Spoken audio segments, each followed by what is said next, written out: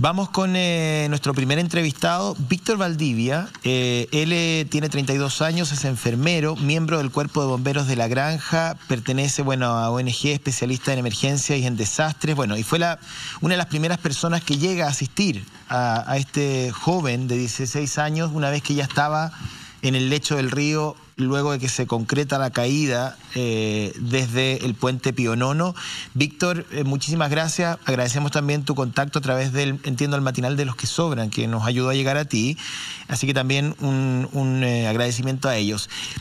El panel te va a entrevistar. Yo solamente una pregunta introductoria respecto a que me recrees, si es posible, para que nos están viendo, cómo te diste cuenta de lo que estaba ocurriendo, junto con quién bajaste, cómo se dieron los hechos ese día viernes.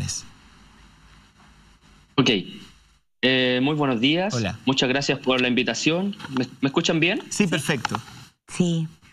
Ok, bueno, la verdad es que el día viernes yo me encontraba junto a mi equipo, como cada viernes o cada día en realidad que ocurren estos enfrentamientos en el centro, ¿cierto? Y estábamos muy cerca del puente observando el conflicto que se estaba desarrollando sobre el puente, ¿cierto? Mucho humo, muchos gases, represión de parte de policía, mucha gente corriendo. Y en un momento pudimos evidenciar que una persona cayó desde el puente al lecho del río.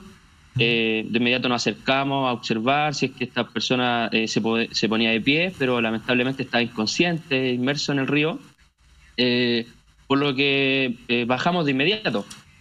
Ahí con lo que nos pudimos afirmar de la orilla del río, bajar.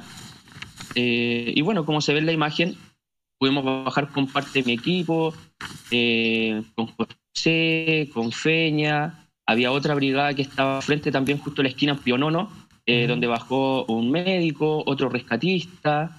Y pudimos dar los primeros auxilios en realidad, ¿cierto?, a Anthony, y así comenzó todo. Nunca hubo una conversación, voy a ir a Alejandra Matus, pero para complementar lo que está diciendo. Víctor, ¿nunca pidieron ayuda a Carabineros o personal de Carabineros intentó bajar al lecho? ¿Hubo contacto con el escuadrón que estaba sobre el puente? La verdad es que nosotros nunca tuvimos contacto con ellos. Nosotros estamos en una orilla del río. Ya. Y la verdad es que nosotros bajamos de inmediato. Nunca bajó personal policial a prestar ayuda, nunca más tuvimos contacto con ellos. En realidad nosotros estuvimos muy solos abajo. Y de hecho la represión seguía fuera mientras nosotros estábamos prestando los primeros auxilios. Gases lacrimógenos se mantenían en el sector. Lo que nos dificultaba bastante al momento de prestar esta atención. Exacto. Alejandra Matus te va a hablar. Sí, según información que leí de tu testimonio, tú contabas que él estaba con color morado, ¿no?, en sus labios. ¿Cómo le despejaste la vía aérea y qué hubiera pasado, digamos, si ustedes no lo hubieran rescatado? Sí, bueno, cuando nosotros llegamos, yo fui en realidad como el segundo en llegar. Un joven de polerón negro lo pudo levantar su cabeza para sacarlo del agua que está sumergido. Lo llevamos a una zona segura. Al descubrir su cara, estaba, claro, muy, muy pálido, sus labios morados. O sea, era evidente que había estado sumergido y que estaba con una asfixia. Por lo que en realidad la prioridad, y aparte que estaba inconsciente, entonces en realidad fue tratar de permeabilizar su vía aérea, elevando el mentón, para que la lengua no me obstruyera la vía aérea. Y en realidad empecé a descubrir el tórax también, porque necesitábamos ver si es que estaba respirando, o si es que no hubiera estado respirando, tal vez hubiéramos hecho RCP. Pero afortunadamente, al realizar esta maniobra de poder permeabilizar la vía aérea, él comenzó a respirar, lo que de cierta forma nos dejó tranquilo al equipo, claro, de que estaba vivo. Entonces ya ahí empezamos a trabajar en otras cosas, con el control de hemorragia, por ejemplo, y después fijando lo que eran las fracturas que mantenían en el antebrazo. Eso fue como la primera evaluación. En tu experiencia, si Carabineros se hubiera acercado a socorrer, ¿ustedes se lo hubieran impedido?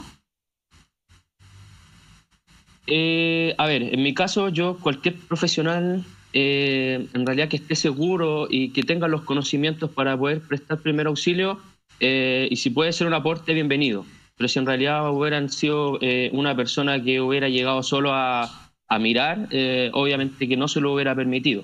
Sí, nos ha pasado en otros enfrentamientos donde nos han llegado a quitar pacientes, muchas veces, y se lo han llevado detenidos. Obviamente pacientes que no han estado en riesgo vital, porque sí nos ha tocado atender a pacientes en riesgo vital, nos ha tocado muchas veces reanimar en Plaza de la Dignidad, los casos emblemáticos que ustedes ya conocen, como brigada, y en realidad muchas de las brigadas que permanecen en el sector, nos ha tocado vivir esto.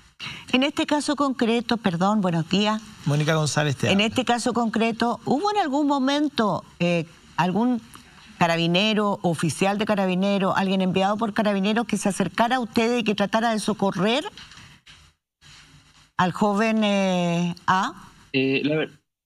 No, la verdad es que no, nunca hubo presencia policial, nunca enviaron a nadie.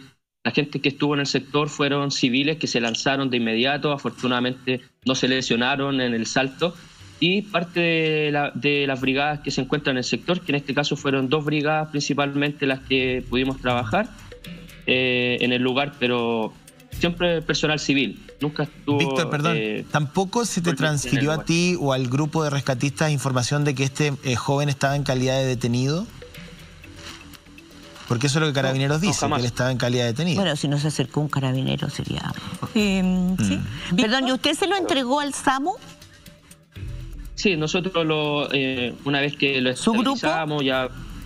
Exacto, mi grupo, una vez que ya lo fijamos y movilizamos, lo pudimos poner en una tabla, manta térmica, se lo entregamos a personal SAMU abajo, y junto a bomberos pudimos hacer el rescate desde el lecho del río hacia la ambulancia. ¿Sí? Claro.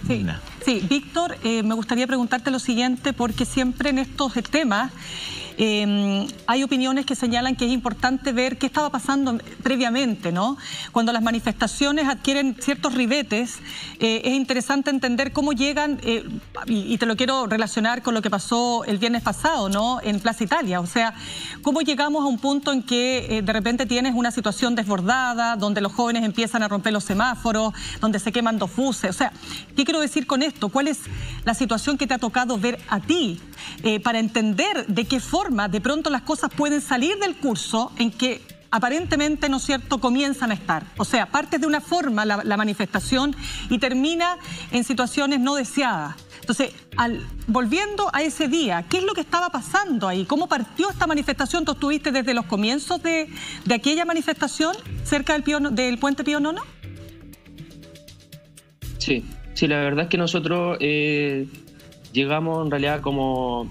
La verdad es que somos un grupo bastante profesional. Llegamos siempre minutos antes para organizarnos, formar los equipos, dividirnos en lugares los cuales podamos prestar cobertura, ¿cierto? Con las diferentes brigadas. Y claro, en realidad, al igual que todos los días que existen estas en realidad manifestaciones o como lo quieran llamar, al igual que todos los días, gente en la esquina, ¿cierto? La policía lanzando los gases, en realidad... De acuerdo, pero ¿cómo se va produciendo el fenómeno hasta que terminar en una situación desbordada? Claro, como límite. Porque lo que aquí alega también Carabineros es que se producen situaciones extremas donde muchas veces se cometen errores, dice Carabineros, producto de la extrema violencia que ejercen los manifestantes. A su vez, los manifestantes dicen que la violencia es en respuesta a la acción de Carabineros. Entonces, al final... Cuando te lo pregunto a ti porque tú has estado ahí, ¿esto es una unidad de factores? ¿Puede ser lo primero como puede ser lo segundo? Es decir, ¿cómo explicarías tú lo que pasa? Porque uno termina con los hechos en que te encuentras con lo que pasó, te vuelvo al tema del viernes pasado en Plaza Italia, que ha sido tema todo el fin de semana. La violencia extrema, los semáforos rotos cuando habían sido recién repuestos, el tema de dos buses quemados. Entonces, te pregunto, ¿cómo se llega a esos niveles de violencia tú que estás directamente participando en tu calidad de bombero en esas manifestaciones? Exacto. A ver, la verdad es que siento que la violencia cada vez va... si bien los muchachos parten lanzando piedra a los vehículos policiales parten lanzando agua, y ahí como que siempre empieza un alza en la violencia. Los jóvenes, obviamente, como dices tú, empiezan a botar semáforos, empiezan a botar foco, y de ahí la policía empieza a reprimir con mucha más fuerza. Muchas veces hemos tenido lo que son los proyectiles por parte de balines, los mismos gases que ahora están mucho más fuertes, el agua que ahora quema. La verdad es que la violencia va aumentando todos los días. En realidad se ve que parte de forma progresiva, ¿cierto?, terminando en estos hechos. Y cuando ocurrió este hecho principalmente, sí, los jóvenes estaban muchas piedras hacia la policía. Perdón, la policía,